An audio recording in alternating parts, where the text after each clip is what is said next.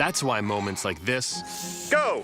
and this, and this, and especially this, are so important. Because there are companies to found, planets to walk on, time machines to invent, a future to be made amazing. We may not know what it's going to look like, but we know who's going to do it.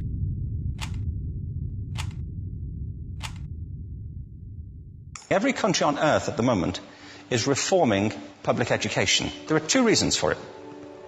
The first of them is economic. People are trying to work out, how do we educate our children to take their place in the economies of the 21st century? How do we do that? Given that we can't anticipate what the economy will look like at the end of next week. The problem is they're trying to meet the future by doing what they did in the past. The problem is that the current system of education was designed and conceived and structured for a different age. It was conceived in the intellectual culture of the Enlightenment and in the economic circumstances of the Industrial Revolution.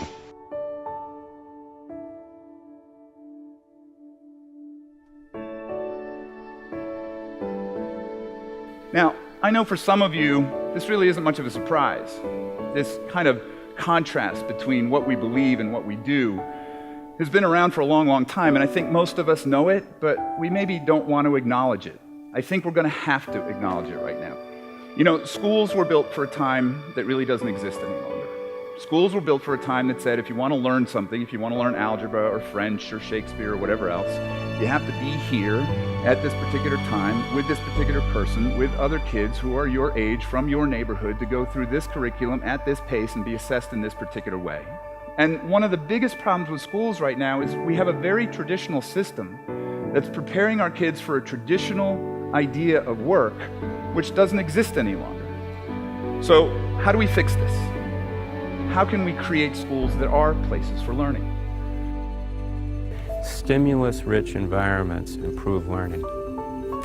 Most parents know that if you put a mural on the wall of their baby's room, you put a mobile over the crib, that's good. In fact, there's plenty of research showing if you don't have a stimulus-rich environment, there's a failure to thrive.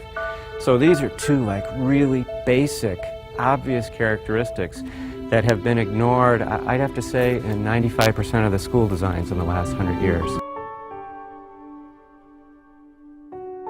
Really, the traditional school with that sitting at desks and rows and learning by listening seems to work really well for about 20% of the population.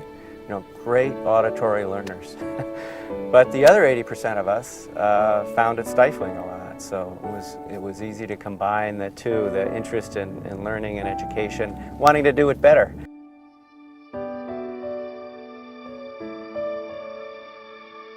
The fourth principle that I'd say is really key from research on how the brain works that will help us learn is that the environment be real world-like. That is, it's not, oh, I'm sitting in a room talking about life, I'm living life. So there's an integration of work and learning and living and play. So working in the factory is not necessarily the best kind of job anymore to give you success. So 21st century learners, they need different kinds of skills.